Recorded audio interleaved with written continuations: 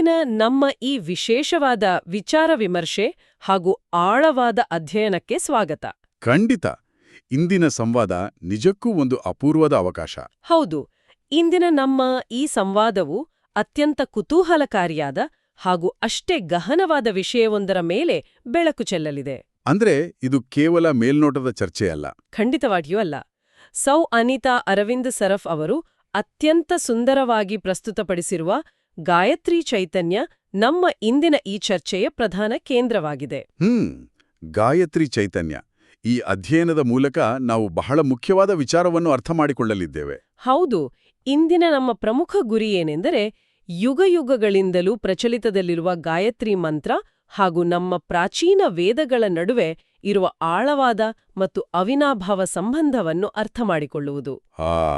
ಈ ಮಂತ್ರವು ಕೇವಲ ಬಾಯಿಯಲ್ಲಿ ಉಚ್ಚರಿಸುವ ಕೆಲವು ಅಕ್ಷರಗಳ ಗುಂಪಲ್ಲ ಅಲ್ವಾ? ನಿಜ. ಬದಲಾಗಿ ಇದು ಇಡೀ ವೈದಿಕ ಜ್ಞಾನದ ಸಂಪೂರ್ಣ ಸಾರಾಂಶವನ್ನು ಹೇಗೆ ತನ್ನೊಳಗೆ ಬಚ್ಚಿಟ್ಟುಕೊಂಡಿವೆ ಎಂಬುದನ್ನು ಬಿಡಿಸಿಡುವುದು ಇಂದಿನ ನಮ್ಮ ಉದ್ದೇಶ. ಈ ಅಧ್ಯಯನದ ಪ್ರಾಮುಖ್ಯತೆಯನ್ನು ನೋಡಿದರೆ ಇದು ಕೇವಲ ಒಂದು ನಿರ್ದಿಷ್ಟ ಧಾರ್ಮಿಕ ಆಚರಣೆಗೆ ಸೀಮಿತವಾದುದಲ್ಲ. ಖಂಡಿತ ಅಲ್ಲ. ಸೌ ಅನಿತಾ ಅರವಿಂದ್ ಸರಫ್ ಅವರ ಗಾಯತ್ರಿ ಚೈತನ್ಯದಲ್ಲಿ ವಿವರಿಸಿರುವಂತೆ ಇದು ಇಡೀ ಮಾನವ ಕುಲದ ಅರಿವಿನ ವಿಸ್ತಾರವನ್ನು ಪ್ರತಿನಿಧಿಸುತ್ತದೆ. ಅಂದ್ರೆ ವೇದಗಳು ಜ್ಞಾನದ ಬೃಹತ್ ಸಾಗರವಾದರೆ? ಹೌದು, ವೇದಗಳು ಸಾಗರವಾದರೆ ಗಾಯತ್ರಿ ಮಂತ್ರವು ಆ ಸಾಗರವನ್ನು ತನ್ನ ಒಡಲಲ್ಲಿ ಹುದುಗಿಸಿಕೊಂಡಿರುವ ಒಂದು ಅತ್ಯಮೂಲ್ಯವಾದ ಬಿಂದು. ಆ ಬಿಂದುವಿನ ಶಕ್ತಿ ಅಪಾರವಾದದ್ದು. ನಿಖರವಾಗಿ. ಈ ಅರಿವಿನ ಸೂಕ್ಷ್ಮತೆಯನ್ನು ಅರ್ಥಮಾಡಿಕೊಳ್ಳುವುದು ಕೇವಲ ಬೌದ್ಧಿಕ ಮಟ್ಟದಲ್ಲಿ ಮಾತ್ರವಲ್ಲದೆ ಮಾನಸಿಕ ಮತ್ತು ಆಧ್ಯಾತ್ಮಿಕ ವಿಕಸನಕ್ಕೂ ಅತ್ಯಂತ ಅವಶ್ಯಕವಾಗಿದೆ. ವೇದಗಳ ಸಾರ ಮತ್ತು ಗಾಯತ್ರಿ ಮಂತ್ರದ ಶಕ್ತಿಯ ನಡುವಿನ ಈ ಕೊಂಡಿಯನ್ನು ಅರಿಯುವುದು ಪ್ರತಿಯೊಬ್ಬ ಜ್ಞಾನಾಕಾಂಕ್ಷಿಗೂ ಒಂದು ಬಹುದೊಡ್ಡ ಮೈಲಿಗಲ್ಲಾಗಬಲ್ಲದು ಅಲ್ವಾ? ಹೌದು. ಸರಿ, ಇದನ್ನು ವಿವರವಾಗಿ ನೋಡೋಣ. ಪುರಾಣ ಕಾಲದಲ್ಲಿ ನಡೆದ ಒಂದು ಅತ್ಯಂತ ಆಸಕ್ತಿದಾಯಕ ಕಥೆಯ ಮೂಲಕ ನಾವು ಈ ವಿಷಯವನ್ನು ಪ್ರವೇಶಿಸಬಹುದು. ಆ ಬ್ರಹ್ಮದೇವರ ಕಥೆ. ಸರಿ, ಇದನ್ನು ವಿವರವಾಗಿ ನೋಡೋಣ. ಹೌದು. ಒಮ್ಮೆ ಚತುರ್ಮುಖ ಬ್ರಹ್ಮದೇವರು ಮತ್ತು ಅಸಂಖ್ಯಾತ ಋಷಿಮುನಿಗಳು ಹಾಗೂ ದೇವತೆಗಳು ಒಗ್ಗೂಡಿ ಒಂದು ಮಹತ್ವದ ಕಾರ್ಯಕ್ಕೆ ಮುಂದಾದರಂತೆ. ಅಂದ್ರೆ ಗಾಯತ್ರಿ ಮಂತ್ರ ಮತ್ತು 4 ವೇದಗಳನ್ನು ತುಲನಾತ್ಮಕ ದೃಷ್ಟಿಯಿಂದ ಅಳೆಯಲು. ಖಂಡಿತ. ಅವರೆಲ್ಲರೂ ಒಂದು ಬೃಹತ್ ತಕ್ಕಡಿಯಲ್ಲಿ ಇಟ್ಟು ಪರೀಕ್ಷಿಸಲು ನಿರ್ಧರಿಸಿದರು. ಕೇಳುಗರು ಒಮ್ಮೆ ಕಲ್ಪನೆ ಮಾಡ್ಕೋಬಹುದು. ಒಂದು ಕಡೆ ಪರ್ವತದಷ್ಟು ಎತ್ತರವಿರುವ ಬೃಹತ್ ವೇದಗಳ ರಾಶಿ, ಮತ್ತೊಂದು ಕಡೆ ಕೇವಲ 24 ಅಕ್ಷರಗಳಿರುವ ಗಾಯತ್ರಿ ಮಂತ್ರ. ಆಶ್ಚರ್ಯದ ಸಂಗತಿಯೆಂದರೆ ಆ ಬೃಹತ್ ವೇದಗಳಿಗಿಂತಲೂ ಕೇವಲ ಕೆಲವು ಅಕ್ಷರಗಳ ಈ ಗಾಯತ್ರಿ ಮಂತ್ರವೇ ಹೆಚ್ಚು ತೂಕವುಳ್ಳದ್ದು ಮತ್ತು ಗುರುತರವಾದದ್ದು ಎಂದು ಅವರೆಲ್ಲರೂ ಒಮ್ಮತದಿಂದ ತೀರ್ಮಾನಿಸಿದ್ರು. ಇಡೀ ಸಭೆಯಲ್ಲಿದ್ದ ಋಷಿಮುನಿಗಳು ಈ ದೃಶ್ಯವನ್ನು ನೋಡಿ ಬೆರಗಾದರು. ಅಂದ್ರೆ ಇಡೀ ವೇದಗಳಿಗಿಂತ ಈ ಒಂದು ಮಂತ್ರದ ತೂಕ ಹೆಚ್ಚಾಗಿತ್ತು ಎಂಬುದು ಎಂತಹ ಅದ್ಭುತವಾದ ಕಲ್ಪನೆ ಅಲ್ವಾ? ಆ ಕಥೆ ಗಾಯತ್ರಿ ಮಂತ್ರದ ಶ್ರೇಷ್ಠತೆಯನ್ನು ಅತ್ಯಂತ ಮಾರ್ಮಿಕವಾಗಿ ವಿವರಿಸುತ್ತದೆ. ಇದರ ಹಿಂದಿನ ತಾತ್ವಿಕ ಅರ್ಥವನ್ನು ನಾವು ಗಮನಿಸಬೇಕು. ಆ ತಾತ್ವಿಕ ಅರ್ಥ ಏನು ಅಂತ ಹೇಳ್ಬೋದಾ? ನೋಡಿ, ಜ್ಞಾನಿಗಳ ಒಂದು ಪ್ರಮುಖವಾದ ಅಭಿಪ್ರಾಯದ ಪ್ರಕಾರ ಗಾಯತ್ರಿ ಮಂತ್ರವಿಲ್ಲದ ಯಾವುದೇ ವೇದಗಳ ಪಠನ ಅಥವಾ ವೇದಾಭ್ಯಾಸವು ಸಂಪೂರ್ಣವಾಗಿ ನಿರ್ಜೀವವೆಂದು ಪರಿಗಣಿಸಲಾಗುತ್ತದೆ. ನಿರ್ಜೀವ ಅಂದ್ರೆ ಅದಕ್ಕೆ ಪ್ರಾಣ ಇರೋದಿಲ್ಲ. ಹೌದು, ಕೇವಲ ಶಬ್ದಗಳನ್ನು ಉಚ್ಚರಿಸುವುದರಿಂದ ವೇದಗಳ ಜ್ಞಾನ ಸಿದ್ಧಿಸುವುದಿಲ್ಲ. ಅದಕ್ಕೆ ಗಾಯತ್ರಿ ಮಂತ್ರವೆಂಬ ಜೀವಕಳೆ ಅತ್ಯಗತ್ಯ. ಇದೇ ಕಾರಣಕ್ಕಾಗಿ ಅಥರ್ವ ವೇದದಲ್ಲಿ ಗಾಯತ್ರಿ ಮಂತ್ರವನ್ನು ವೇದ ಮಾತಾ ಎಂದು ಅತ್ಯಂತ ಗೌರವದಿಂದ ಸಂಬೋಧಿಸಲಾಗಿದೆಯಾ? ಖಂಡಿತವಾಗಿಯೂ. ತಾಯಿಯಿಲ್ಲದೆ ಮಗುವಿನ ಅಸ್ತಿತ್ವ ಹೇಗೆ ಅಸಾಧ್ಯವೋ ಹಾಗೆಯೇ ಗಾಯತ್ರಿ ಮಂತ್ರದ ಅಡಿಪಾಯವಿಲ್ಲದೆ ಯಾವುದೇ ವೈದಿಕ ಅನುಷ್ಠಾನಗಳು ಫಲಕಾರಿಯಾಗುವುದಿಲ್ಲ. ಅಂದರೆ ಇದು ಒಂದು ರೀತಿಯಲ್ಲಿ ದೇಹ ಮತ್ತು ಪ್ರಾಣದ ನಡುವಿನ ಸಂಬಂಧದಂತಿದೆ. ನಿಖರವಾದ ಹೋಲಿಕೆ. ವೇದಗಳು ಒಂದು ಸುಂದರವಾದ ಬಲಿಷ್ಠವಾದ ದೇಹವಾದರೆ ಗಾಯತ್ರಿ ಮಂತ್ರವು ಆ ದೇಹದೊಳಗೆ ಸಂಚರಿಸುವ ಉಸಿರು ಅಥವಾ ಪ್ರಾಣಶಕ್ತಿ ಇದ್ದಂತೆ. ಹೌದು, ಉಸಿರಿಲ್ಲದ ದೇಹಕ್ಕೆ ಯಾವುದೇ ಬೆಲೆಯಿಲ್ಲವಷ್ಟೇ. ಇದರ ಜೊತೆಗೆ ಗಾಯತ್ರಿ ಚೈತನ್ಯದಲ್ಲಿ ಇನ್ನೊಂದು ವಿಚಾರವಿದೆ. ಸಾಗರಗಳಿಂದ ಆವೃತವಾದ ಇಡೀ ಭೂಮಿಯನ್ನೇ ದಾನವಾಗಿ ಪಡೆದರು. ಆ ಭೂದಾನದ ವಿಚಾರ. ಹೌದು, ಆ ದಾನವನ್ನು ಸ್ವೀಕರಿಸಿದ್ದರಿಂದ ಬರಬಹುದಾದ ಯಾವುದೇ ಪಾಪದ ಲೇಪನ ಅಥವಾ ಹೊರೆಯು ನಿರಂತರವಾಗಿ ಗಾಯತ್ರಿ ಮಂತ್ರವನ್ನು ಜಪಿಸುವ ಸಾಧಕನಿಗೆ ಅಂಟಿಕೊಳ್ಳೋದಿಲ್ಲ ಎಂಬ ವಿಸ್ಮಯಕಾರಿಯಾದ ಅಂಶವನ್ನು ಇಲ್ಲಿ ಉಲ್ಲೇಖಿಸಲಾಗಿದೆ. ಅಷ್ಟು ಅಪಾರವಾದ ಪಾವಿತ್ರ್ಯತೆ ಮತ್ತು ಶುದ್ಧೀಕರಣ ಶಕ್ತಿ ಈ ಮಂತ್ರದಲ್ಲಿದೆ ಎಂಬುದು ಇದರಿಂದ ಸ್ಪಷ್ಟವಾಗುತ್ತದೆ. ನಿಜ. ಆ ಶುದ್ಧೀಕರಣ ಶಕ್ತಿಯ ವಿಚಾರವನ್ನು ಮತ್ತಷ್ಟು ಆಳವಾಗಿ ನೋಡಿದರೆ ಭೂಮಿದಾನವಂತಹ ಅತಿ ದೊಡ್ಡ ಕರ್ಮದ ಭಾರವನ್ನು ಸಹಿಸಿಕೊಳ್ಳುವ ಶಕ್ತಿ ಆ ಮಂತ್ರದ ಕಂಪನಗಳಲ್ಲಿದೆ ಎಂಬುದು ವೇದಗಳ ಕಾಲದ ಋಷಿಮುನಿಗಳ ಅಚಲ ನಂಬಿಕೆಯಾಗಿತ್ತು. ಇದು ಕೇವಲ ಪಾಪ ಪುಣ್ಯಗಳ ಲೆಕ್ಕಾಚಾರವಲ್ಲ. ಅಲ್ಲವೇ ಅಲ್ಲ, ಬದಲಾಗಿ ಮನುಷ್ಯನ ಪ್ರಜ್ಞೆಯನ್ನು ಅತ್ಯುನ್ನತ ಮಟ್ಟಕ್ಕೆ ಕೊಂಡೊಯ್ಯುವ ಒಂದು ಸಾಧನ ಇದು. ಇಲ್ಲಿಯೇ ವಿಷಯ ನಿಜಕ್ಕೂ ಕುತೂಹಲಕಾರಿಯಾಗುವುದು. ನಾವು 4 ವೇದಗಳ ಬಗ್ಗೆ ಮಾತನಾಡುತ್ತೇವೆ. ಹೌದು, ಋಗ್ವೇದ, ಯಜುರ್ವೇದ, ಸಾಮವೇದ ಮತ್ತು ಅಥರ್ವವೇದ. ಈ 4 ವೇದಗಳಲ್ಲಿ ಗಾಯತ್ರಿ ಮಂತ್ರವು ಕೇವಲ ಒಂದೇ ರೀತಿಯಲ್ಲಿಲ್ಲ, ಬದಲಾಗಿ ಬೇರೆ ಬೇರೆ ರೂಪಗಳಲ್ಲಿ ಅತ್ಯಂತ ನಿಖರವಾಗಿ ಅಡಕವಾಗಿದೆ. ಇದು ವೇದಗಳ ರಚನೆಯ ಹಿಂದಿನ ಅಚ್ಚರಿ ಮೂಡಿಸುವ ವಿನ್ಯಾಸವನ್ನು ತೋರಿಸುತ್ತದೆ. ಇದೊಂದು ರೀತಿಯಲ್ಲಿ ಒಂದೇ ವಜ್ರವನ್ನು ಬೇರೆ ಬೇರೆ ಕೋನಗಳಿಂದ ನೋಡಿದಾಗ ಸಿಗುವ ಬೇರೆ ಬೇರೆ ಹೊಳಪಿನಂತಿದೆ ಅಲ್ವಾ? ಆ ವಜ್ರದ ಹೊಳಪಿನ ವಿನ್ಯಾಸವನ್ನು ನಾವು ತಾಂತ್ರಿಕವಾಗಿ ವಿಶ್ಲೇಷಿಸಿದ್ರೆ ಗಾಯತ್ರಿ ಚೈತನ್ಯವು ಈ ಬಗ್ಗೆ ಅತ್ಯಂತ ಕರಾರುವಕ್ಕಾದ ಮಾಹಿತಿಯನ್ನು ಒದಗಿಸುತ್ತದೆ. ಮೊದಲನೆಯದಾಗಿ ಋಗ್ವೇದದ ವಿಚಾರ. ಹೌದು, ಋಗ್ವೇದದ 3ನೇ ಮಂಡಲದ 62ನೇ ಸೂಕ್ತದಲ್ಲಿ ಈ ಮಂತ್ರವು ಕಂಡುಬರುತ್ತದೆ. ಆದರೆ ಅಲ್ಲಿ ಇದು ವ್ಯಾಹೃತಿ ರಹಿತವಾಗಿದೆ. ವ್ಯಾಹೃತಿ ರಹಿತವಾಗಿದೆ ಎಂದರೆ? ಅಂದರೆ ಭೂರ್ ಭುವಃ ಸ್ವಃ ಎಂಬ ವ್ಯಾಹೃತಿಗಳಿಲ್ಲದೆ ಕೇವಲ ಋಕ್ ಸ್ವರೂಪದಲ್ಲಿ ಇರ್ತದೆ. ಈ ವ್ಯಾಹೃತಿ ಎಂಬ ಪದವನ್ನು ಸ್ವಲ್ಪ ಸರಳೀಕರಿಸಿ ಹೇಳೋದಾದ್ರೆ, ಭೂರ್ಭುವಃ ಸ್ವಃ ಎಂದರೆ ಕೇವಲ ಶಬ್ದಗಳಲ್ಲ. ಖಂಡಿತ ಅಲ್ಲ, ಅವು ನಮ್ಮ ಅಸ್ತಿತ್ವದ 3 ಆಯಾಮಗಳನ್ನು ಸೂಚಿಸುತ್ತವೆ. ಹೌದು, ಅಥವಾ ಪ್ರಜ್ಞೆಯ 3 ಹಂತಗಳನ್ನು ಸೂಚಿಸುತ್ತವೆ. ಭೂ ಎಂದರೆ ಭೌತಿಕ ಜಗತ್ತು, ಭುವಃ ಎಂದರೆ ಮಾನಸಿಕ ಅಥವಾ ಪ್ರಾಣಮಯ ಜಗತ್ತು, ಮತ್ತು ಸ್ವಃ ಎಂದರೆ ಆಧ್ಯಾತ್ಮಿಕ ಜಗತ್ತು. ಋಗ್ವೇದದಲ್ಲಿ ಈ ಮುನ್ನುಡಿ ಇಲ್ಲದೆ ನೇರವಾಗಿ ಮೂಲ ಮಂತ್ರ ಮಾತ್ರ ಇದೆ ಎಂಬುದು ಗಮನಾರ್ಹ. ನಿಜ.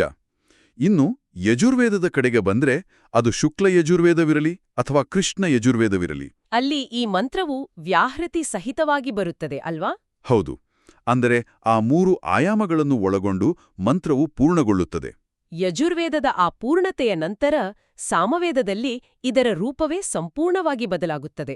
ಅಲ್ಲಿ ಇದು ಕೇವಲ ಪಠಿಸುವ ಮಂತ್ರವಾಗಿ ಉಳಿಯುವುದಿಲ್ಲ, ಬದಲಾಗಿ ಗಾನಮೂರ್ತಿಯಾಗಿ, ಎಂದರೆ ಸಂಗೀತದ ಸ್ವರೂಪವಾಗಿ ಸಾಮಸ್ವರೂಪದಿಂದ ಅತ್ಯಂತ ಸುಂದರವಾಗಿ ಶೋಭಿಸುತ್ತದೆ. ಸಾಮವೇದವೇ ಸಂಗೀತದ ಮೂಲವಾಗಿರುವುದರಿಂದ ಗಾಯತ್ರಿಯು ಅಲ್ಲಿ ನಾದಬ್ರಹ್ಮದ ರೂಪವನ್ನು ತಾಳುತ್ತದೆ. ಸಾಮವೇದದಲ್ಲಿ ಅದು ಗಾನಮೂರ್ತಿಯಾಗಿ ಹೊಮ್ಮುವ ವಿಚಾರ ಕೇಳುವುದಕ್ಕೆ ಅತ್ಯಂತ ಮಧುರವಾಗಿದೆ. ಖಂಡಿತ. ಅಂದ್ರೆ ಕೇವಲ ತಾತ್ವಿಕವಾಗಿ ಮಾತ್ರವಲ್ಲದೆ ಕಲಾತ್ಮಕವಾಗಿಯೂ ಈ ಮಂತ್ರ ತನ್ನ ವ್ಯಾಪ್ತಿಯನ್ನು ವಿಸ್ತರಿಸಿಕೊಂಡಿದೆ. ಆದರೆ ಈ ಎಲ್ಲದರ ನಡುವೆ ಅಥರ್ವವೇದದ ವಿಚಾರಕ್ಕೆ ಬಂದಾಗ ಒಂದು ದೊಡ್ಡ ವಿಶೇಷತೆ ಇದೆಯಲ್ವೇ? ಹೌದು, ಒಂದು ಬಹಳ ವಿಶಿಷ್ಟವಾದ ಸಂಗತಿ. ನಾನು ಗಾಯತ್ರಿ ಚೈತನ್ಯವನ್ನು ಓದುತ್ತಿರುವಾಗ ನನಗೆ ಅಚ್ಚರಿಯಾದ ವಿಷಯವೆಂದರೆ ಅಲ್ಲಿ ಮಂತ್ರದ ನೇರ ಉಲ್ಲೇಖವೇ ಇಲ್ಲ ಎನ್ನುವುದು. ಇದರ ಹಿಂದಿನ ತರ್ಕವೇನು? ಇಲ್ಲಿ ಗಮನಾರ್ಹವಾದ ಮತ್ತು ಆಕರ್ಷಕವಾದ ವಿಷಯವೆಂದರೆ ಅಥರ್ವವೇದದಲ್ಲಿ ನೇರವಾಗಿ ಗಾಯತ್ರಿ ಮಂತ್ರದ ಅಕ್ಷರಗಳ ಉಲ್ಲೇಖವಿಲ್ಲ, ಆದರೆ ಅದರ ಪ್ರಭಾವ ಇದೆ. ಹೌದು, ಅಥರ್ವವೇದದ 19ನೇ ಕಾಂಡದ 71ನೇ ಸೂಕ್ತದಲ್ಲಿ ಈ ಮಂತ್ರದ ಫಲದ ಕುರಿತಾದ ವಿವರಣೆಯಿದೆ. ಫಲ ಎಂದರೆ ಅದರ ಪ್ರತಿಫಲ. ನಿಖರವಾಗಿ ಈ ಮಂತ್ರವನ್ನು ಪಠಿಸುವುದರಿಂದ ದೊರಕುವ ಸಿದ್ಧಿ, ಆಯುಸ್ಸು, ಪ್ರಾಣ, ಪ್ರಜೆ, ಪಶು, ಕೀರ್ತಿ ಮತ್ತು ಬ್ರಹ್ಮವರ್ಜಸ್ಸಿನಂಥ ಫಲಗಳ ವಿವರಣೆ ಮಾತ್ರ ಅಲ್ಲಿದೆ. ಇದೊಂದು ರೀತಿಯಲ್ಲಿ ಮರದ ಬೇರು ಕಣ್ಣಿಗೆ ಕಾಣಿಸದಿದ್ದರೂ ಅದರ ಸಿಹಿಯಾದ ಹಣ್ಣುಗಳು ನಮ್ಗೆ ಸಿಗುವಂತೆ. ಅದ್ಭುತವಾದ ಹೋಲಿಕೆ. ಮಂತ್ರದ ಪದಗಳಿಲ್ಲದಿದ್ದರೂ ಅದರ ಪ್ರತಿಫಲದ ವಿವರಣೆ ಇರುವುದು ವೇದಗಳ ಒಳಹರಿವಿನಲ್ಲಿ ಗಾಯತ್ರಿ ಮಂತ್ರವು ಹೇಗೆ ಅವಿನಾಭಾವವಾಗಿ ಅಂತರ್ಗತವಾಗಿದೆ ಎಂಬುದನ್ನು ಸಾಬೀತುಪಡಿಸುತ್ತದೆ. ಇದು ಕಮಲದ ಹೂವಿನ ವಿನ್ಯಾಸವನ್ನು ನೆನಪಿಗೆ ತರ್ತದೆ. ಕಮಲದ ಹೂವಿನ ವಿನ್ಯಾಸ ಹೇಗೆ? ಒಂದು ಕಮಲವು ಹೇಗೆ ದಳದಳವಾಗಿ ಬಿಚ್ಚುಕೊಳ್ಳುತ್ತದೆಯೋ ಹಾಗೆಯೇ ಈ ಮಂತ್ರವು ತನ್ನ ಪದರಗಳನ್ನು ಬಿಚ್ಚುಕೊಳ್ಳುತ್ತದೆ. ಈ ಮಂತ್ರದ ವಿನ್ಯಾಸವೇ ಒಂದು ಅದ್ಭುತ. ಹೌದು, 3 ಪ್ರಮುಖ ಭಾಗಗಳು. ಇದರಲ್ಲಿ ಪ್ರಮುಖವಾಗಿ 3 ಭಾಗಗಳಿವೆ. ಮೊದಲನೆಯದು ಸ್ತುತಿ, ಎರಡನೆಯದು ಧ್ಯಾನ ಮತ್ತು ಮೂರನೆಯದು ಪ್ರಾರ್ಥನೆ. ಮೊದಲು ಆ ಪರಮೋಚ್ಚ ಶಕ್ತಿಯನ್ನು, ಆ ದಿವ್ಯ ಬೆಳಗನ್ನು ಸ್ತುತಿಸುವುದು. ನಂತರ ಅದೇ ಶಕ್ತಿಯನ್ನು ನಮ್ಮೊಳಗೆ ಧ್ಯಾನಿಸುವುದು. ಮತ್ತು ಅಂತಿಮವಾಗಿ ನಮ್ಮ ಬುದ್ಧಿಯನ್ನು ಸನ್ಮಾರ್ಗದಲ್ಲಿ ಪ್ರೇರೇಪಿಸು ಎಂದು ಪ್ರಾರ್ಥಿಸುವುದು. ಬರೀ ಬೇಡಿಕೆಯಿಲ್ಲ, ಬದಲಾಗಿ ಅರಿವಿನ ಸ್ತುತಿ ಮತ್ತು ಧ್ಯಾನದ ನಂತರದ ಪ್ರಾರ್ಥನೆ ಇಲ್ಲಿದೆ. ಈ ಒಂದು ಕ್ರಮಬದ್ಧವಾದ ಸಮತೋಲಿತವಾದ ವಿನ್ಯಾಸವೇ ಇದನ್ನು ಇತರ ಎಲ್ಲ ಮಂತ್ರಗಳಿಗಿಂತ ಸರ್ವಶ್ರೇಷ್ಠವಾಗಿಸಿದೆ. ಖಂಡಿತ. ಇದನ್ನು ನಾವು ವಿಶಾಲ ದೃಷ್ಟಿಕೋನದಿಂದ ನೋಡಿದರೆ ವೇದಗಳ ಇಡೀ ತತ್ವಶಾಸ್ತ್ರವೇ ಈ 3 ಹಂತಗಳಲ್ಲಿ ಅಡಗಿದೆ ಎಂಬುದು ಅರಿವಾಗುತ್ತದೆ. ಇದು ಬಹಳ ಗಹನವಾದ ವಿಚಾರ. ಈ ಆಳವಾದ ಅಧ್ಯಯನವು ಮತ್ತೊಂದು ಅತ್ಯಂತ ಪ್ರಮುಖವಾದ ವಿಚಾರವನ್ನು ನಮ್ಮುಂದಿಡುತ್ತದೆ. ನಮ್ಮ 4 ವೇದಗಳಿಗೂ 4 ಮಹಾವಾಕ್ಯಗಳಿವೆ. ಆಶ್ಚರ್ಯದ ಸಂಗತಿ ಎಂದರೆ ಆ 4 ಮಹಾವಾಕ್ಯಗಳು ಗಾಯತ್ರಿ ಮಂತ್ರದಲ್ಲಿ ಸೂಕ್ಷ್ಮವಾಗಿ ಅಡಕವಾಗಿವೆ. ಹೌದು. ಮೊದಲನೆಯದಾಗಿ ಋಗ್ವೇದದ ಐತರೇಯ ಉಪನಿಷತ್ತಿನ ಪ್ರಜ್ಞಾನಂ ಬ್ರಹ್ಮ ಎಂಬ ಲಕ್ಷಣವಾಕ್ಯವನ್ನು ತೆಗೆದುಕೊಳ್ಳೋಣ. ಪರಮ ಪ್ರಜ್ಞೆಯೇ ಬ್ರಹ್ಮ ಎಂಬುದನ್ನು ಇದು ಸೂಚಿಸುತ್ತದೆ. ಅಂದರೆ ಸೃಷ್ಟಿಯ ಮೂಲಭೂತ ಪ್ರಜ್ಞೆ ಮತ್ತು ನಮ್ಮೊಳಗಿನ ಅರಿವು ಒಂದೇ ಎಂಬುದನ್ನು ಈ ವಾಕ್ಯ ಸ್ಪಷ್ಟಪಡಿಸುತ್ತದೆ. ಆ ಪ್ರಜ್ಞೆಯನ್ನು ನಾವು ಗಾಯತ್ರಿ ಮಂತ್ರದ ತತ್ಸವಿತುರ್ವರೇಣ್ಯಂ ಎಂಬ ಭಾಗದಲ್ಲಿ ಕಾಣಬಹುದು. ಹೌದು. ಇನ್ನು ಎರಡನೆಯ ಮಹಾವಾಕ್ಯದ ಕಡೆಗೆ ಬಂದ್ರೆ ಯಜುರ್ವೇದದ ಬೃಹದಾರಣ್ಯಕ ಉಪನಿಷತ್ತಿನ ಅಹಂ ಬ್ರಹ್ಮಾಸ್ಮಿ ಎಂಬ ಅನುಭವ ವಾಕ್ಯವಿದೆ. ಈ ಅಹಂ ಬ್ರಹ್ಮಾಸ್ಮಿ ಎನ್ನುವುದು ಕೇವಲ ಅಹಂಕಾರದ ಮಾತಲ್ಲ. ಖಂಡಿತ ಅಲ್ಲ. ಬದಲಾಗಿ ನಾನೇ ಆ ಪರಬ್ರಹ್ಮ ಸ್ವರೂಪನಾಗಿದ್ದೇನೆ ಎಂಬ ಪರಮೋಚ್ಚ ಅನುಭವ. ಇದನ್ನು ಮಂತ್ರದ ಧ್ಯಾನದ ಭಾಗವಾದ ಭರ್ಗೋದೇವಸ್ಯ ಧೀಮಹಿ ಎಂಬುದರೊಡನೆ ಸಮೀಕರಿಸಬಹುದು. ಆ ದೈವಿಕ ತೇಜಸ್ಸನ್ನು ನಾವು ನಮ್ಮೊಳಗೆ ಧ್ಯಾನಿಸುತ್ತೇವೆ ಎಂದರೆ ನಾವು ಆ ತೇಜಸ್ಸಿನ ಒಂದು ಭಾಗವೇ ಆಗಿದ್ದೇವೆ ಎಂದರ್ಥ. ಇನ್ನು ಮೂರನೇದು ಸಾಮವೇದದ ಚಾಂದೋಗ್ಯ ಉಪನಿಷತ್ತಿನ ತತ್ವಮಸಿ ಎಂಬ ಉಪದೇಶವಾಕ್ಯ. ತತ್ವಮಸಿ ಅಂದ್ರೆ ನೀನೇ ಅದಾಗಿದ್ದೀಯೇ. ಇದೊಂದು ನೇರವಾದ ಉಪದೇಶ. ನಾವು ಯಾವುದನ್ನು ಹುಡುಕುತ್ತಿದ್ದೇವೋ ಆ ದೈವಿಕ ಶಕ್ತಿ ನಮ್ಮಲ್ಲೇ ಇದೆ ಎನ್ನುವ ಮಹತ್ತರವಾದ ಸತ್ಯವನ್ನು ಇದು ಹೇಳುತ್ತದೆ. ದೈನಂದಿನ ಜೀವನದಲ್ಲಿ ನಾವು ಹೊರಗಡೆ ನೆಮ್ಮದಿಯನ್ನು ಹುಡುಕೊಂಡು ಹೋಗ್ತೇವೆ. ಆದರೆ ಅಂತಿಮವಾಗಿ ಆ ನೆಮ್ಮದಿ ನಮ್ಮ ಒಳಗೆ ಇದೆ ಎಂಬುದನ್ನು ಈ ವಾಕ್ಯ ನೆನಪಿಸುತ್ತದೆ. ಇನ್ನು ಕೊನೆಯದಾಗಿ ಅಥರ್ವವೇದದ ಮಹಾವಾಕ್ಯ. ಅಥರ್ವವೇದದ ಮಾಂಡೂಕ್ಯ ಉಪನಿಷತ್ತಿನ ಅಯಮಾತ್ಮ ಬ್ರಹ್ಮ ಎಂಬ ಅನುಸಂಧಾನ ವಾಕ್ಯ. ಈ ಆತ್ಮವೇ ಬ್ರಹ್ಮ ಎನ್ನುವ ಅಂತಿಮ ಸತ್ಯವನ್ನು ಇದು ಸಾರುತ್ತದೆ. ಗಾಯತ್ರಿ ಮಂತ್ರದ ಕೊನೆಯ ಭಾಗವಾದ ಧಿಯೋ ಯೋ ನಃ ಪ್ರಚೋದಯಾತ್.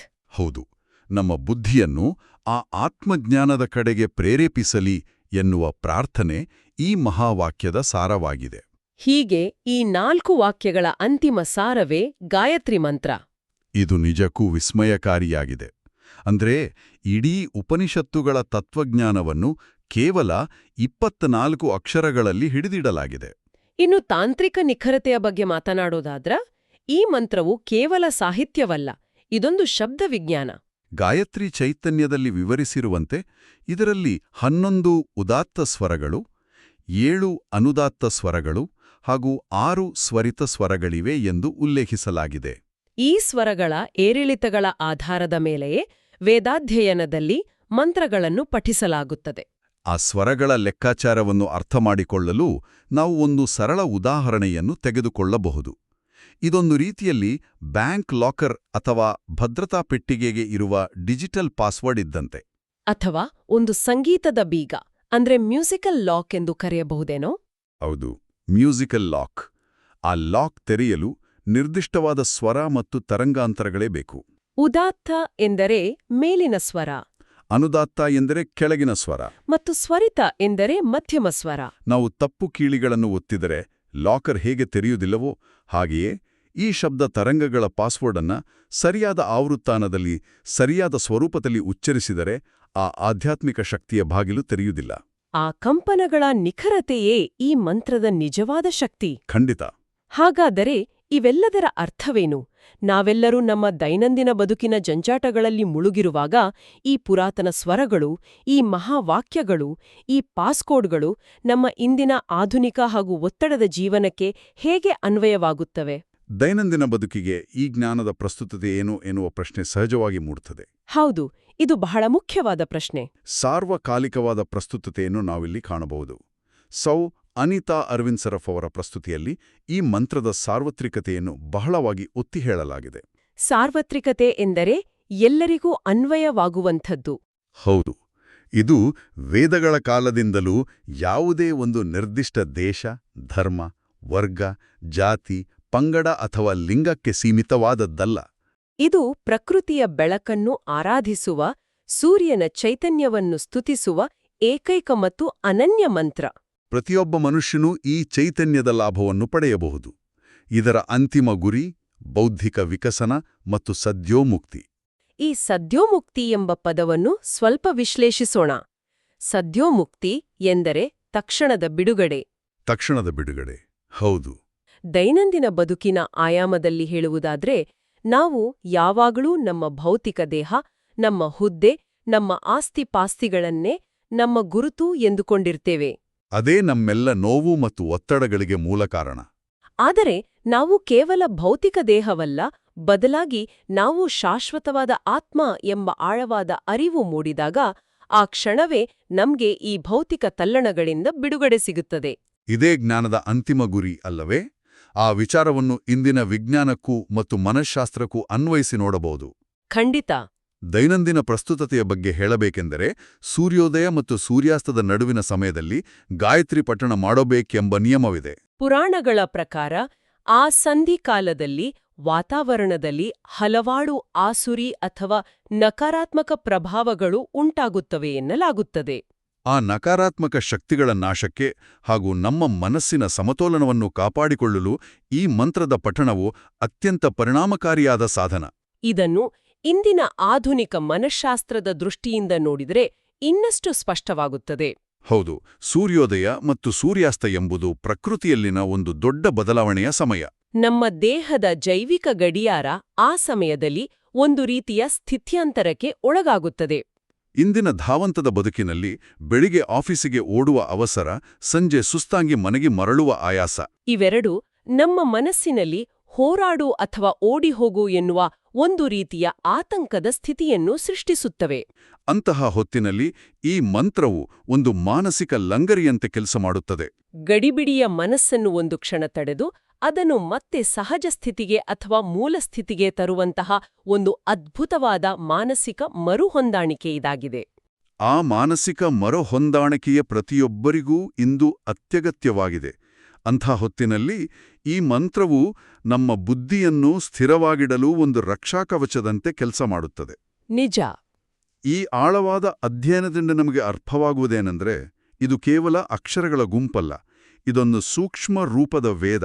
ಇಡೀ ಬ್ರಹ್ಮಾಂಡದ ಅಪಾರವಾದ ಜ್ಞಾನವನ್ನು ಅತ್ಯಂತ ಚಿಕ್ಕದಾದ ಸುಂದರವಾದ ಸ್ವರೂಪದಲ್ಲಿ ಅಡಗಿಸಿಟ್ಟುಕೊಂಡಿರುವ ಒಂದು ಜ್ಞಾನ ಭಂಡಾರ. ಛಾಂದೋಗ್ಯ ಪರಿಶಿಷ್ಟದಲ್ಲಿ ಹೇಳಿರುವಂತೆ, ಗಾಯತ್ರಿಯು ಸಕಲ ವೇದಗಳ ಹಾಗೂ ಗುಪ್ತ ಉಪನಿಷತ್ತುಗಳ ಸಾರವಾಗಿದೆ. ಈ ಮಂತ್ರವು ಉಪನಯನ ಕರ್ಮದ ಮೂಲಕ ವೇದಾಧಿಕಾರವನ್ನು ಪ್ರಾಪ್ತಗೊಳಿಸುವುದರ ಜೊತೆಗೆ ಅಂತಿಮವಾಗಿ ಪರಬ್ರಹ್ಮನನ್ನು ಅರಿಯುವ ಸಾಧನೆಯ ಗುರಿಯನ್ನು ತಲುಪಲು ದಾರಿದೀಪವಾಗಿದೆ. ಹೌದು. ನಿಜಕ್ಕೂ ಸೌ ಅನಿತಾ ಅರವಿಂದ ಸರಫ್ ಅವರು ಪ್ರಸ್ತುತಪಡಿಸಿರುವ ಗಾಯತ್ರಿ ಚೈತನ್ಯದ ಮೂಲಕ ನಾವಿಂದು ಗಾಯತ್ರಿ ಮಂತ್ರದ ಅಗಾಧತೆಯನ್ನು ಅರಿತೆವು. ವೇದಗಳ ಸೃಷ್ಟಿಗೂ ಮುನ್ನವೇ ಇದ್ದ ಶಬ್ದ ಬ್ರಹ್ಮದ ಪ್ರತೀಕ ಇದು. ಇದು ಕೇವಲ ಒಂದು ಆಚರಣೆಯಲ್ಲ, ಬದಲಾಗಿ ನಮ್ಮ ಪ್ರಜ್ಞೆಯನ್ನು ಜಾಗೃತಗೊಳಿಸುವ, ನಮ್ಮನ್ನು ಪ್ರಕೃತಿಯ ಚೈತನ್ಯದೊಂದಿಗೆ ಬೆಸೆಯುವ ಒಂದು ಅದ್ಭುತವಾದ ಸೇತುವೆ. ಇದು ಒಂದು ಪ್ರಮುಖ ಪ್ರಶ್ನೆಯನ್ನು ಹುಟ್ಟುಹಾಕುತ್ತದೆ. ಹೇಳಿ, ಯಾವ ಪ್ರಶ್ನೆ? ಒಂದು ಸಣ್ಣ ಮಂತ್ರವು 4 ವೇದಗಳ, ಅಸಂಖ್ಯಾತ ಉಪನಿಷತ್ತುಗಳ ಮತ್ತು ದರ್ಶನಶಾಸ್ತ್ರಗಳ ಸಮಗ್ರ ಸಾರವನ್ನು ತನ್ನಲ್ಲಿ ಅಡಗಿಸಿಕೊಳ್ಳಬಲ್ಲದು ಎಂದಾದರೆ, ಮಾಹಿತಿ ಸ್ಫೋಟದ ಈ ಇಂದಿನ ಆಧುನಿಕ ಯುಗದಲ್ಲಿ ನಾವು ಒಂದು ಕ್ಷಣ ನಿಂತು ಯೋಚಿಸಬೇಕಾಗಿದೆ. ಹೌದು, ಮಾಹಿತಿಯ ಮಹಾಪೂರವೇ ಇದೆ ಇಂದು. ಪ್ರತಿದಿನ ನಮ್ಮ ಮೇಲೆ ಸಾವಿರಾರು ಮಾಹಿತಿಗಳು, ಲೇಖನಗಳು, ಸಾಮಾಜಿಕ ಜಾಲತಾಣಗಳ ಸಂದೇಶಗಳು ಮತ್ತು ಪುಸ್ತಕಗಳ ಧಾಳಿಯಾಗುತ್ತಿದೆ. ನಾವು ಸಾವಿರಾರು ಪುಸ್ತಕಗಳನ್ನು ಕೇವಲ ಮೇಲ್ನೋಟಕ್ಕೆ ಓದುವುದಕ್ಕಿಂತ ಒಂದೇ ಒಂದು ಸತ್ಯವನ್ನು ಅಥವಾ ಇಂಥ ಒಂದು ಜ್ಞಾನದ ಎಳೆಯನ್ನು ಸಂಪೂರ್ಣ ಏಕಾಗ್ರತೆಯಿಂದ ಆಳವಾಗಿ ಅರಿಯುವುದು ಹೆಚ್ಚು ಶಕ್ತಿಶಾಲಿಯಲ್ಲವೇ? ಖಂಡಿತ. ನಿಜವಾದ ಜ್ಞಾನವು ವಿಸ್ತಾರದಲ್ಲಿಲ್ಲ, ಬದಲಾಗಿ ಆಳವಾದ ಅರಿವಿನಲ್ಲಿದೆ ಎಂಬುದನ್ನು ಈ ವೇದಮಾತೆ ನಮಗೆ ಸೂಚಿಸುತ್ತಿದ್ದಾಳಲ್ಲವೇ? ಎಂತಹ ಅದ್ಭುತವಾದ ಮತ್ತು ಆಳವಾದ ವಿಚಾರ!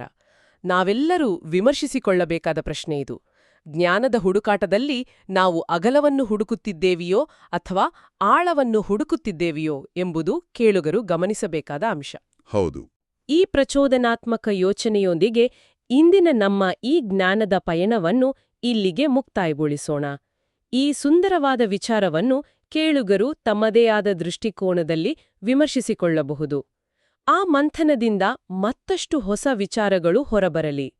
ಮತ್ತೊಂದು ಆಸಕ್ತಿದಾಯಕ ಅಧ್ಯಯನದೊಂದಿಗೆ ಮತ್ತೆ ಭೇಟಿಯಾಗೋಣ. ವಂದನೆಗಳು.